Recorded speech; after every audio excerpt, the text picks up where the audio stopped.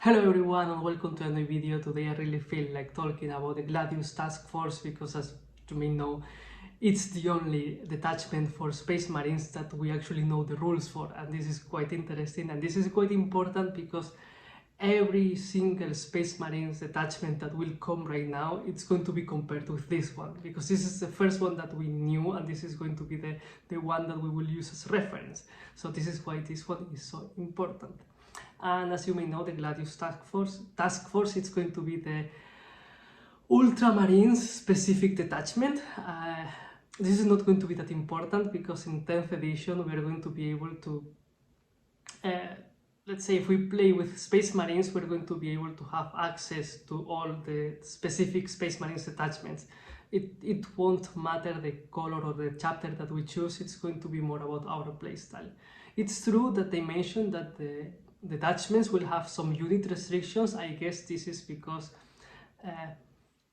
they don't want us to mix named characters from chapters, so I guess that, for example, in this specific Gladius Task Force, we will only be able to have named characters related to Ultramarines, or at least it should be like that. That's what I kind of expect. So that being said, let's talk about the Gladius Task Force, because I love what they did with this detachment, because they completely redesigned the combat doctrines for Space Marines. And let's talk about the combat doctrines. We have three to choose from, as usual. They are the same, it's just that they are completely different. We have the Devastator Doctrine, Tactical Doctrine, and Assault Doctrine. In the Devastator Doctrine, we're going to be able to advance and shoot, quite powerful one. Then we're going to have the Tactical Doctrine, for me the most powerful of all. We are going to be able to fall back, shoot, and then declare a charge. This is a really good, awesome thing to do. And then we will have the Assault Doctrine, that we're going to be able to advance and then declare a charge. This is quite interesting as well. I like a lot what they did with this. And this is going to be nice in game because we are going to be able to choose one of them in our command phase, and we are going to use only each one of them once per battle. So we have three powerful tools, but we are limited. We can only use them once, and it's going to be one per turn and always choosing in our command phase. This is quite good because they are giving us Space Marine players a really powerful tool. I mean, sometimes it's more about the menace, like the chance that we have to do something, and our opponent needs to think like, okay, I'm playing against Space Marines in general, and I know that they can do this if they choose this detachment. So I know that I have to be careful with the range because it can advance and shoot me if my opponent decides to do that in the command phase, or it can advance and charge. It's going to be able to do a lot of things. So, for example, if I want to get some units into combat, so I will have them blocked into combat, I know that if my opponent has this possibility of falling back and doing all of this stuff, I have to have that in mind. So it's quite interesting, it's quite good because, as I said, yes, it's a really powerful tool for Space Marine player, but it's also something that you can have in mind and you can try to play against. And it's also nice because you know that they are going to use it like once per battle. So if they use once, you know that that's not a menace anymore. So it's quite nice, I think.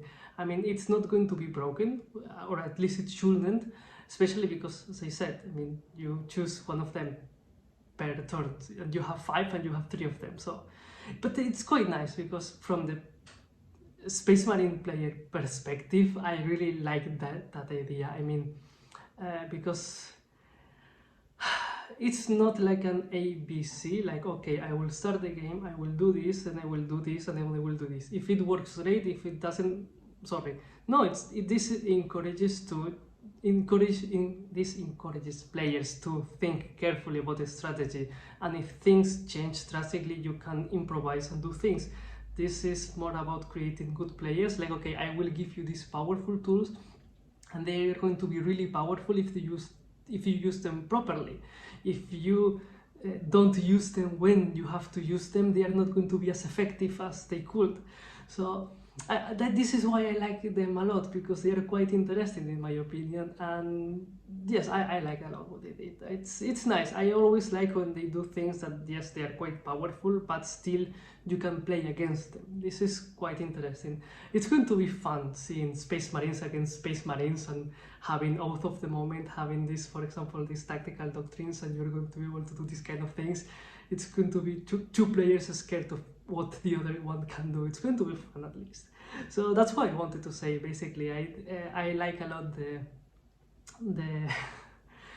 the detachment rules for the Gladius Task Force, and I kind of want to know the rest of the stratagems, because they only are showing some of them. It's not that I can judge all of them in context. It's like, yes, there's one that is good, so, or one that's bad. No, it's like we only know like a few, so we need to wait until see how this is going to be properly. But it's good, I mean, because we should know these things quite soon, and also we know that the one of the first codex that it's coming is the Space Marines, so it's quite nice to know that we will have this soon. So that being said, I like a lot the Gladius Task Force. It's going to be difficult for the rest ones to be as good as this one, but I guess that they will be able to do a lot of interesting things with Space Marines and specific things. So it's going to be nice. I kind of want to know what they will do with Space Marines. I want to know. And that's everything that I have to say for now. Thank you very much for watching. If you're still here, please consider giving me a like and subscribing. See you next time.